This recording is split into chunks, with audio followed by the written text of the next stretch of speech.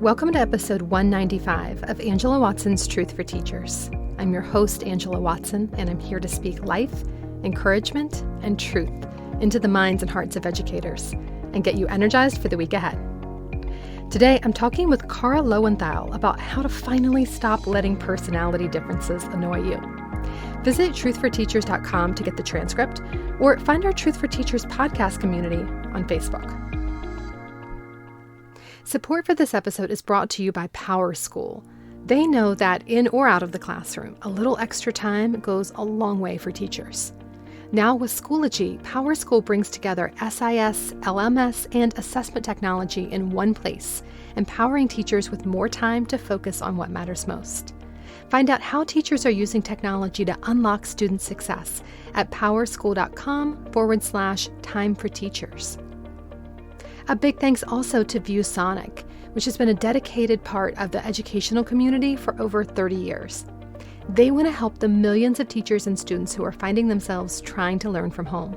They're currently offering free access to their MyViewBoard digital whiteboarding software, giving teachers all the distance learning tools that they need in order to continue to conduct classes.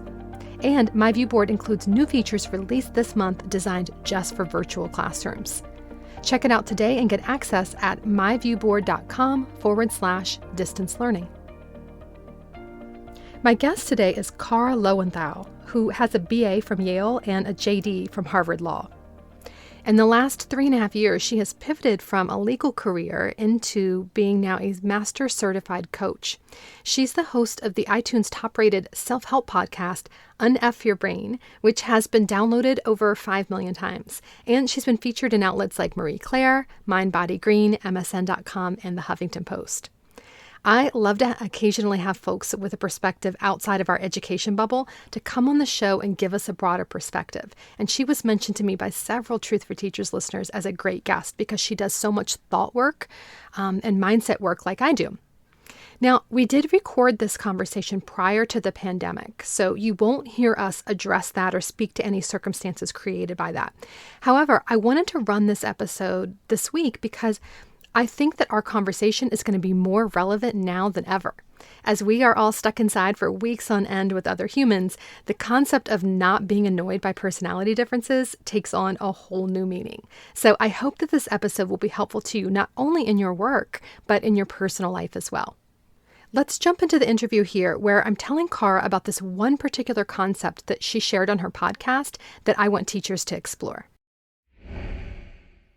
I have gotten a lot of huge aha moments when listening to your podcast, but there was one episode in particular that was really transformative for me in basically every aspect of my life. It changed the way that I think about my own self-development and what I wish I could change about myself. It changed the way I think about my partner and what I wish was different about him.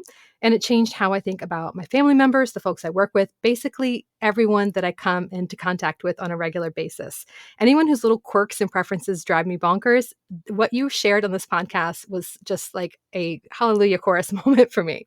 So I knew immediately I wanted to have you come on the show and talk to teachers because I think that this could do all of the above for them and transform the way they see their students and their students' families. So that is quite the buildup there, but I think it conveys how enthusiastic I am about this concept. So can you talk to us about your ideas around the human ecosystem? Yes, that is. I feel like now I really got to deliver the goods now. If anyone's mind isn't blown, it's your fault for telling them it would be. Yeah. So the human ecosystem is a concept that I came up with. You know, there's a lot of ideas out in the world. We all combine them in different ways. But basically, I think that the way that we think about things often is very impacted by like what age of society we're living in, and we're kind of still in like sort of the Industrial Revolution has turned into the technological revolution, but we're very we think about people and everything as kind of like machines that we can tinker with, right? Where we're like, well, like just this little thing is broken and I just want to like change that.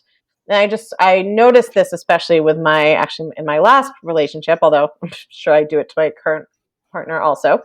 But it was kind of before I had really gotten into thought work when I was with my last partner. And it was like, well, I love XYZ about him. You know, I love that he's creative and I love like our chemistry and I love, you know, that he's interested in politics.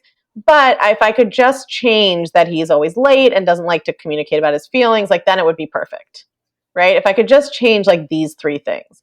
And that was, of course, like a recipe for insanity because it's hard enough when you want to change yourself. You for sure can't change someone else. He was not interested in changing those things about himself. And I was constantly fixated on like how it would just be so perfect if he was different in these ways. And I, notice also that of course we do that to ourselves too. I just want to change this about myself so I can finally be good enough. I just want to change this about myself so I can finally be happy. I just want to change this about myself and then everything will be perfect. And so what I realized was that I was thinking about him or myself or anyone else in this kind of like mechanistic way of like, oh, if I could just like change the pressure setting on that gauge, then like everything would work perfectly. But that in fact, we're much more like ecosystems. Like whatever there was that my brain wanted to tell me he should change or was wrong with him was a part of a whole human kind of system that was all interconnected and interrelated and interdependent. And I couldn't just go around, like, even if I had all the magic in the world, right? If I tinkered with one thing, it would change everything else. So maybe I love that he's creative and I hate that he's late, but maybe he's late because he gets lost in thinking about creative things, right? And if I like turned on his ability to always be on time somehow by magic, maybe that would impact how creative he was, right? The idea being that everything in an ecosystem is dependent on each other, right? So that's, so there's no perfect climate system in the world, right? Even California, beautiful weather, but often a decade of drought or earthquakes, right? There's nowhere, like we can't have it be 75, no humidity all year round, right? You can't have like the forest and the desert in the same place. You have to accept that everything is in balance, right? It's almost like a yin yang to it. Like everything has its opposite and everything is in balance. And so thinking about people as a whole human ecosystem for me makes it so much easier to appreciate like both they may have things I love and things I don't love as much. And like the next step is to see, oh, and how are those things even related, right? Can I see the thing that I don't like as actually being somehow related to a thing that I do love? You can't always make that exact of a connection, but I don't even think you have to for the idea to be helpful. Like sometimes I also think about the chaos theory idea, like the famous saying is like a butterfly flaps its wings in America and there's a hurricane in Tokyo. Like that one tiny change can change a whole system, can change the whole world. And so thinking about a person or yourself as like, this is a whole ecosystem. There are maybe things I like more than some other things, but thinking about them as if like, oh, it would be possible to just turn up the parts I like and turn down the parts I don't like. That's not how humans work. And that's not how I work. And when it comes to yourself, of course, you can change things if you want to. But so often we come from changing things, trying to change ourselves from a like, I'm not good enough. This is bad, right? I need to hurry up and change it. And we're not really trying to understand ourselves. We're just trying to force change so we can feel okay about ourselves. And I think when you consider yourself as a human ecosystem, you can see like if you're the person who's creative and late, okay, maybe you do want to work on not being late all the time, but it helps you stop judging yourself in order to see it as, oh, this is part of something I do like about myself, or at least it's just part of my whole being. I'm not just my flaws, I'm a whole system. And while I may, for myself, I can actually control a little bit more than with other people if I change things, I can come to it from appreciating the whole ecosystem and letting go of the idea that it'll ever be completely perfect. It'll never be 70, no humidity, sunny all the time. Yes, exactly. We are human ecosystems. We're not machines. You're so right. We're used to being able to just tweak one little thing, and it just doesn't work that way in people. And when I think about myself, like one of the characteristics in me that I feel self-conscious about sometimes, or that I want to change, is I feel I can get anxiety if I can't control things. So I'm a super big planner. If I have a trip coming up 6 months from now, I'm already thinking about what I will need to pack, where we're going to go. And it drains me. But then I remind myself, okay, I can't change that one thing without also disrupting another part of me that I do like. I love that I plan ahead. That's part of why I'm so successful. I wouldn't be able to do what I'm doing in my work if I weren't a planner, if I weren't a systems thinker, if I wasn't a big picture person who overanalyzes everything. Like I overanalyze so other people don't have to. Like kind of like you do, Mhm. actually. You do that big picture thinking about stuff and then convey it to people in simpler ways so that they can access it. That's part of what makes me me, and that's one of actually my beautiful traits. And I can work on some of the over planning and do some reframing around it, but ultimately, do I want to change the good part of me in order to fix the part that I think is quote bad? And I think the other beautiful, yeah, totally. And I think the other beautiful part of that is as I'm thinking about it as you're talking about the planning, because I don't plan what I'm going to pack, that I do the morning of, but I'm also a big planner. And I think like with ecosystems, we can see, oh, different ecosystems are beautiful in their own way, right? Like there's a Yes. beauty to the desert, there's a beauty to the jungle. And I'm just thinking about the planning because my partner does not plan and I plan a lot, right? And it's easy for me to be like, oh, well, he should just plan like I plan, right? Then I wouldn't have to do all the planning, or then I wouldn't feel anxious when we don't have plans, like to blame that all on him. But of course, I love that he is really great at being present in the present moment, right? Yep. Whereas my brain is like, what's happening next Thursday? And I don't have to change either of us necessarily, right? I can just see like, oh, these are two different ecosystems, and they actually kind of balance each other out. Like often we choose partners, I think, who balance us out. Now, not all of the relationships in our lives are ones that we've chosen, but it's the same concept. As what happens is that like we as default just think whatever I'm like is the best way to be, right? Like Mhm. everybody else should be like me. And I think when you think about an ecosystem, that's not true. The world would be worse off if everywhere had the same exact climate, right? And everywhere had the same ecosystem. We would have a lot less diversity of natural beauty and of animals and of cultures. So seeing them as just different ecosystems and like, okay, maybe our ecosystems need to interact. How can we do that in a way that's less stressful for us? But rather than like, well, why aren't you getting on board with my humidity level? That's how it should be. Yeah. Let's talk about some situations where it's not changing yourself, it's not a partner, it's not someone you picked, but maybe someone you're sort of stuck with. And when I think about the teachers listening, I think probably every single one of them has a student in their classroom that they just don't click with. They're just like, it's just like oil and water. So for Mm-hmm. me, when I was teaching, I taught for 11 years. And when I had kids whose personalities were very opposite of mine, they had a very different ecosystem. Mm-hmm. The kids that were hardest for me were the kids who were loud, extroverted, really active, do a lot of silly things to get attention, interrupting me a lot because they're not paying attention, that sort of thing.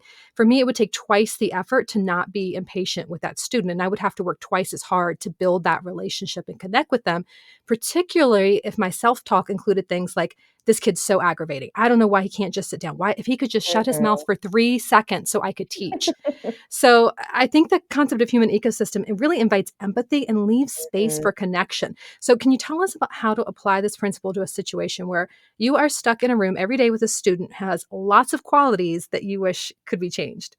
Yeah, well, I think one thing is to think about like what's their ecosystem? Like why are they doing that? Right? Like no 8-year-old or even 18-year-old, I don't think, goes into the world being like, my whole goal in life is to piss my teacher off because I hate them. Right? Like that's not what's happening.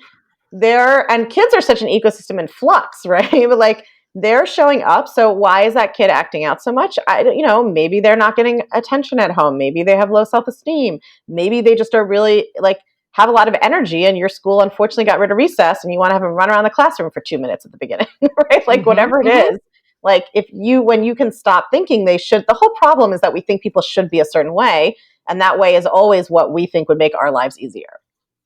Right. Right? Which is like, nobody owes you, right? Like, maybe you should be the way that would make that kid's life easier. Like, your ecosystem is not better than theirs. So, I think I think one thing you can do is think about, like, okay, well, why would this person be behaving this way? And if you take away the option of thinking because they're horrible, right? That's how we want to explain things. That's not really an explanation.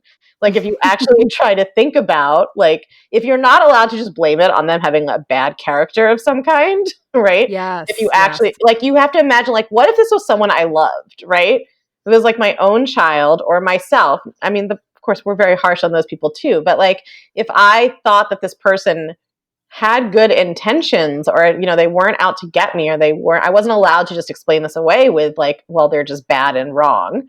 and I had to really think about what might be going on, I think that gives you access to try to imagine, like, okay, what's the other side of this? What in the ecosystem, like, why is this flower blooming right now? Right? Like, what's happening that's creating that? Hmm. I liked your point that you made about choosing different thoughts. And I know one thing that you teach a lot is that thoughts are optional. Can you Yeah. talk about that a little bit? Yeah, that's like a whole 5-hour podcast by itself, right? But I think the human ecosystem, like what I like about it is that it's like a halfway house to that, right? It's like, because like It's the gateway. yeah, it's the gateway drug. I mean, because Uh-huh. the truth is that all of our thoughts about other people are totally optional. We're not right about them all. But what I like about the ecosystem is this, it sort of lets you hold on to your negative thoughts a little bit, but has you look for how to balance that out. But ultimately, yeah, I believe, right, that our what we think often has very little to do with reality. We tend to we just grow up thinking, well, if I think something, then it's true, right? The reason I think it is because it's true. And we don't question that. But the actual truth is that your brain is kind of hallucinating your experience all the time when you get really into the neurological side of things. And all the things that you're thinking unconsciously or consciously, but that you haven't chosen to think, they just came up in your brain, are not necessarily true at all. So, like, you had trouble with this extroverted kid, but you can imagine an extroverted teacher would really bond with that kid and have trouble with an introverted kid, Hmm. right? Like, why is this kid so quiet? Why do I have to draw them out? Why are they so shy? It's so annoying, right? Like, it all totally depends on what you're thinking.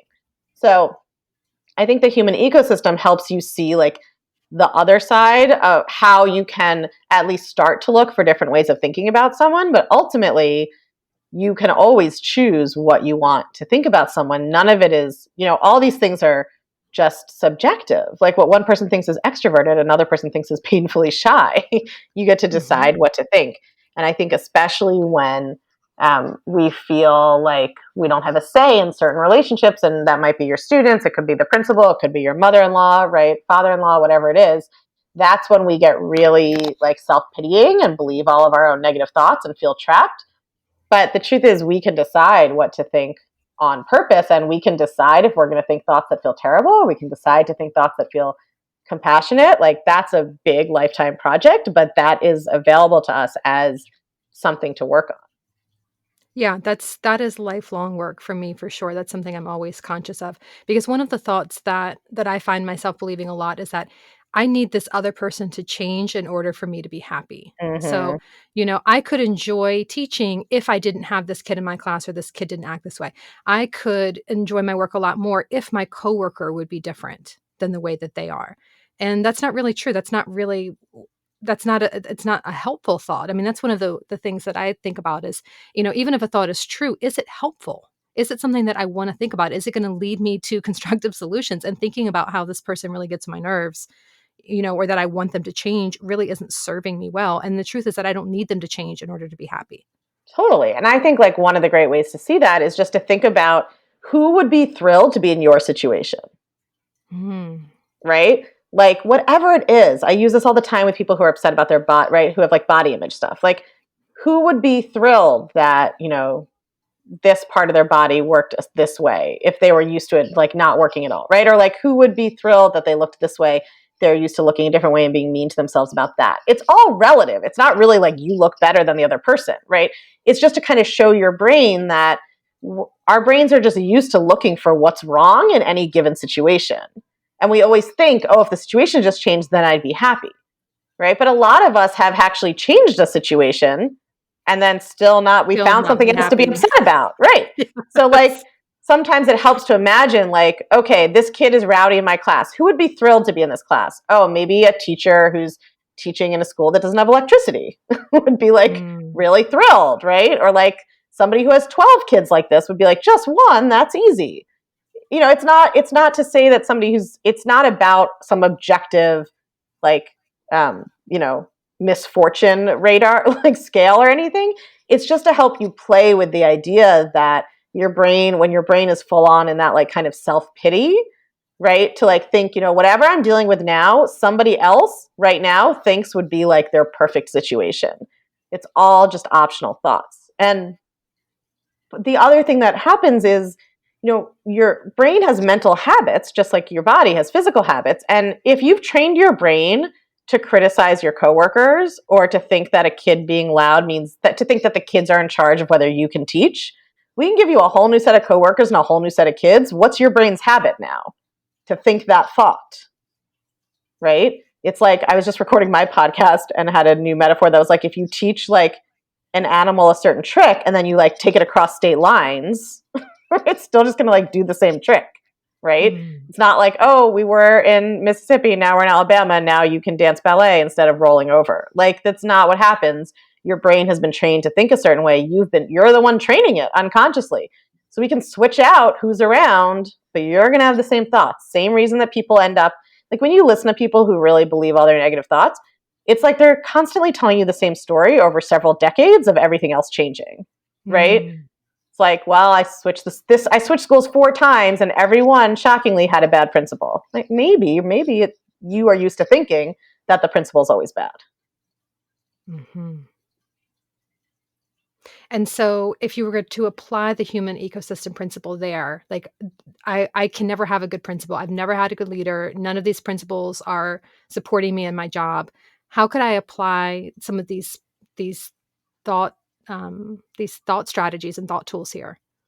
Well, I think that depends. Like the human ecosystem is just one tool. So you could look for ways. I mean, I think it's always useful to look for evidence of the opposite of whatever you believe. That's kind of what the ecosystem does, right? So if your thought is that your principal is a terrible leader, well, okay, if you were someone who believed they were a great leader, like, can you find evidence of that, right? Or if you think the problem with their leadership is they don't make decisions fast enough, okay, well, can you see that that's tied to the fact that they really do care about what the teachers think, and that makes it hard for them to make a decision. I'm just like making up examples, No, but that's good. If you're using the human ecosystem that way, I think, one thing that's important for your listeners to understand if this resonates with them is that the human ecosystem is just like one tool, right? In a whole library of tools of what we call thought work, which is using the neuroplasticity of your brain to your advantage to change the way you think on purpose.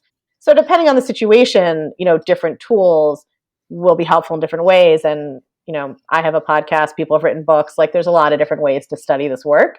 It's not that the human ecosystem is like the tool for every scenario. So I think it depends, but that's certainly one way to think about it. What's something that you wish that every teacher listening to this understood about getting along with people who are different from them and who feel like those differences are a source of frustration? I think that every career I've ever heard of, the people in it are convinced that theirs is the worst. Right? And I've had the fortune of having, coached thousands of women, and it's like the architects want to tell me why architecture is the worst. The teachers want to tell me why teaching is the worst. And then we all believe our stories, right? We have these deep stories about why in our particular profession, it's the hardest. And I think this is something I've been thinking about a lot recently, and is that we so want to be, the human brain wants to be right? So we want to be right that like teaching is the hardest, or coaching is the hardest, or architecture is the hardest, or being a doctor is the hardest, or whatever. But if you're willing to be wrong, you can be so much happier than you imagine now. So and I think especially as teachers, right? It's like you want to encourage your children that you're teaching to question their assumptions, right? To be willing to be wrong, to learn new things. And so what if you could bring that same curiosity and that same, willingness to learn and grow and change and adapt to your own thinking about your job, your profession, your colleagues, whatever it is. That's so good. I want to throw out another question here, which I may or may not include in the interview. It's just something that's kind of occurring to me. What about differences in worldviews? What about a situation where you feel like this person, what the climate in the country is like right now, things are very divided, and I think it's going to get more and more heated as the year goes on. Are there helpful ways to think about those kinds of differences to keep those connections and build those relationships instead of just, this person is wrong, while also acknowledging the fact that sometimes people's beliefs are harmful to other people? Well, I think that's a big can of worms, like whether people's beliefs are harmful to other people. But I will say that, I don't know if it's like a good or bad thing that I took so much philosophy in college, but ultimately humans have been debating what is the good life for thousands of years. and people don't agree, right? There's no way for me to prove that being a progressive, radical feminist is the good way, right? Is the good life. Like, a lot of people disagree with that. And I think so much suffering in life comes from believing that everyone else should share our beliefs and that something has gone wrong if they don't. And I think there's so much freedom in, and I'm saying this in like quotes, allowing other people to have their own beliefs. It's in quotes because they're already allowed to, right? Like they have human autonomy just like you do, right? It's so, we get so myopic, like we're in a fight about a value or a principle or something, and we just only see that we think they're wrong and need to agree with us, and like they think the exact same thing. That's right. And we cannot prove in any like epistemological sense which of us is right. So for me, and I think part of what happens is people think the best way to change the world is to like have a lot of fights with people who don't agree with them, often on Facebook. And I don't, having been a social justice litigator, I was a reproductive rights litigator for 10 years. Like I have done my time in the social justice externally focused world like that. And it's not that effective fighting with other people, especially on Facebook. So, and I think, and like burnout is such a huge issue in teaching and in social justice work because we are so emotionally resistant to what's going on. And so I have a whole podcast episode called What About Sexism? But, you can apply it to whatever you're dealing with, that talks about the difference between emotional and political resistance. How can I show up to try to create the world I want to create in the external world without wasting all of my energy being angry that other people don't agree with me? Oh, that's good. Oh, I'm definitely linking to that episode. Yeah. That sounds amazing. So good. Anything else that you want to add to what we've talked about today? I think that like, I know for me, learning that my thoughts are what create my feelings and that I can choose what to think on purpose just completely revolutionized my life and blew my mind. That doesn't mean it's been easy all the time to implement it, but it's such a big issue. And I get a lot of teachers in my membership group, The Clutch. It is a field a lot like, I think, law, which is a field I was in, where part of the problem is everyone else agrees with you that your field is terrible, right? So there's just like, there's like a lot of group think about how terrible it is. So it can make it like an echo chamber. And I think like social justice, I come from social justice lawyering, and teachers, I think it's a lot of the similar stuff. It's like, you're dealing with people's big problems. You're working inside a system you can't control. The system is not designed the way you want it to be, right? That's right. There's a lot of similarities. And I think so many people give up on social justice work and teaching and similar fields because they're so emotionally burnt out. And it really doesn't have to be that way. I think like if I could give you one message, that's it. It is actually possible to learn how to think in a different way so that you have the emotional resilience to keep doing what you wanted to do in the first place, which is show up and love and teach those kids and serve. It really is possible to do that work without feeling exhausted and victimized all the time. And it's just the best change that you can make for yourself or for the world.